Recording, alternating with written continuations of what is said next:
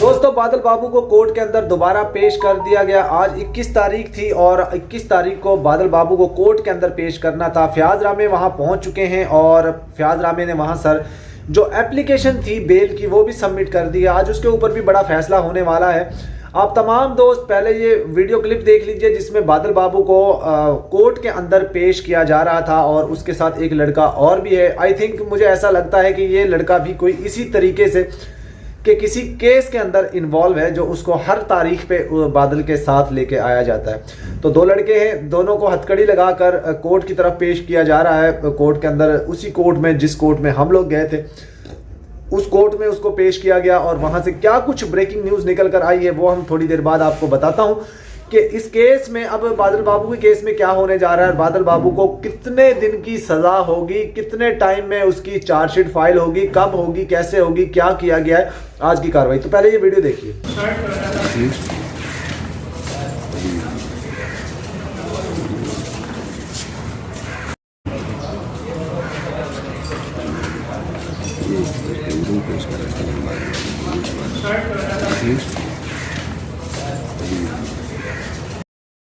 दोस्तों, आप लोगों ने देखा बादल बाबू को हथकड़ियां लगाकर कोर्ट में पेश किया जा रहा है और मैं आपको एक चीज बता दूं, बादल बाबू इस वक्त उसके चेहरे के ऊपर थोड़ी स्माइल नजर आ रही थी। और बहुत सारे लोग पाकिस्तान के खिलाफ फेक प्रोपेगेंडा करते हैं कि पाकिस्तान में हिंदुओं को मारा जाता है, पीटा जाता है, ये किया जाता है, वो किया जाता है। सीमा बकवास करती है कि पाकिस्तान में जो वहाँ के लोगों को कैद में रखा जाता है या उनको मारा पीटा जाता है। तो ये एक सीमा के मुंह पे तमाचा है ये वीडियो, क्योंकि बादल एक क्रिमिनल है। उस आतंकवादियों की तरह, दहशतगर्दों की तरह वो हमारी सरजमीन में दाखिल हुआ, लेकिन उसके बावजूद भी किसी ने उसको नहीं मारा और उस कानून के ऊपर छोड़ दिया। कानून ने उसको गिरफ्त किया, उसको अरेस्ट किया और उसको कोर्ट में सबमिट कर दिया। दोस्तों, पिछली दफ़ा जब हम गए थे तारीख पे तो उस वक्त ना तो चार्जशीट फाइल हुई थी, ना अभी कोई इन्वेस्टिगेशन कंप्लीट हुई थी, लेकिन इन्वेस्टिगेशन हो रही थी, चल रहा था केस। और बादल के हवाले से जो भी एविडेंस हमारी पुलिस को मिले वो कुछ उन्होंने अपनी तहवील में लेकर और उनके ऊपर जांच शुरू कर दी थी। तो आज की डेट में, आज की जो हियरिंग हुई है, इसके अंदर मुबैना तौर पे ऐसा लगता है मुझे कि उसकी चार्जशीट फाइल हो गई है और अब उसको सज़ा होने वाली है। या तो अभी थोड़ी देर बाद हमारी फयाज रामे को हम फ़ोन करेंगे और उनसे जानने की कोशिश करेंगे कि क्या कुछ हुआ, केस में क्या डेवलपमेंट हुई है, तो वो हमें बताएंगे और वही हम आप तक बताएंगे। मैं तो गया नहीं क्योंकि मैं थोड़ा बीमार था, मेरे दोस्त के घर में एक प्रॉब्लम भी हो गया था, मैं उधर बिजी था, मैं इस वजह से जा नहीं सका वहाँ पर। लेकिन नेक्स्ट हियरिंग पे हम ज़रूर पहुँचने की कोशिश करेंगे। दोस्तों, एक बड़ी खबर आपको और दे दूँ कि बादल के हवाले से जो जैसे ही चार्जशीट फाइल होगी वो उसके लिए ज़मानतें रखी गई हैं। जो फयाज रामे हैं उन्होंने कहा था कि मैं उसकी बेल के लिए एप्लीकेशन दे रखी है, जैसे ही चार्जशीट फाइल हो जाएगी तो विद इन 1 मंथ मैं इस केस को डिस्क्लोज कर दूंगा।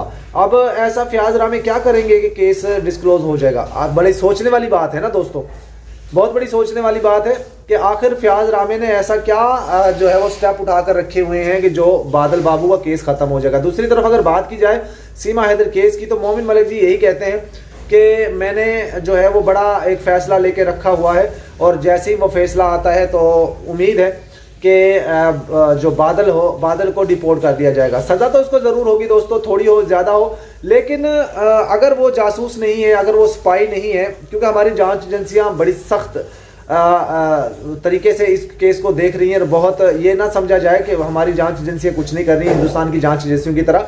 जिस तरह सीमा को उन्होंने किसी के घर में रखा हुआ है, उसका डिजिटल रेप करवाया, उसका डिजिटल और उसका शोषण करवाया वहाँ पर सारी दुनिया के सामने, और पाकिस्तान के खिलाफ फेक प्रोपेगेंडा करवाया, उससे कह कर करवाया। तो ये भी एक बड़ी वो थी जो उन लोगों की चाल बेनकाब हो गई। देखिए, हमने बादल का सपोर्ट नहीं किया, लेकिन हम ये कहते हैं कि अगर वो प्यार में आया है और जासूस नहीं है, स्पाई नहीं है, तो उसको कम सजा देकर उसको डिपोर्ट कर दिया जाए।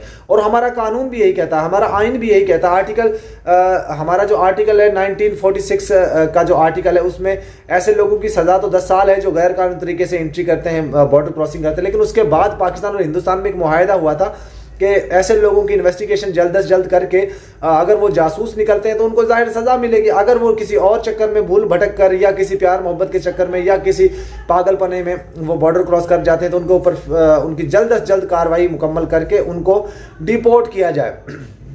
तो हमारा कानून तो बड़ा स्ट्रिक्ट है ये ऐसे लोगों के मामले में, और उम्मीद है, ये भी उम्मीद है कि बहुत जल्द इस केस में एक बड़ी अहम पेशरफ्त होने जा रही है, क्योंकि फयाज रामे इस केस को देख रहे हैं। तो उन्होंने जो भी हमें अपडेट दी है बहुत जल्द वो आप लोगों को एक गुड न्यूज़ आने वाली है।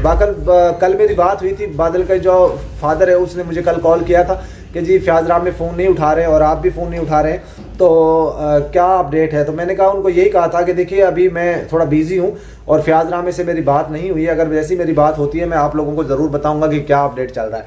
तो ये देख लीजिए, एक तरफ हैदर भाई पिछले 2 साल से रो रहे हैं अपने बच्चों से बात करवाने के लिए, लेकिन कोई किसी के कानों में जू नहीं रेंग रही। यहाँ पर हम फयाज रामे ने उसकी फैमिली से उसकी बात करवाई, कानून को मद्देनजर रखते हुए कानून की परमिशन के साथ उसकी बात करवाई, और सारी दुनिया को एक पैगाम दिया कि हम लोग कितने ज़बरदस्त अंदाज में, चाहे दुश्मन भी हो हमारे, उनको भी हम कितना वो देते हैं। तो यहाँ पर आप लोगों ने देखा हैदर की मदर की डेथ हो गई और अपने बच्चों को देखने के लिए तरस गई वो, लेकिन किसी को समझ नहीं आई। अब बार बार वहाँ पे हमें ये बताया गया कि हमारा कानून बहुत अच्छा है, बहुत स्ट्रिक्ट है, ये है वो है, फला ब्ला ब्ला, सब झूठ फेक था। बहरहाल दोस्तों, ये थी बादल की कार्रवाई आज की, और अगली वीडियो बहुत ज़बरदस्त होगी, उसमें हम आपको तफसील के साथ बताएंगे कि आज पूरी कार्रवाई पे हुआ क्या है। वीडियो को एंड करते दोस्तों, अल्लाह हाफ़िज़।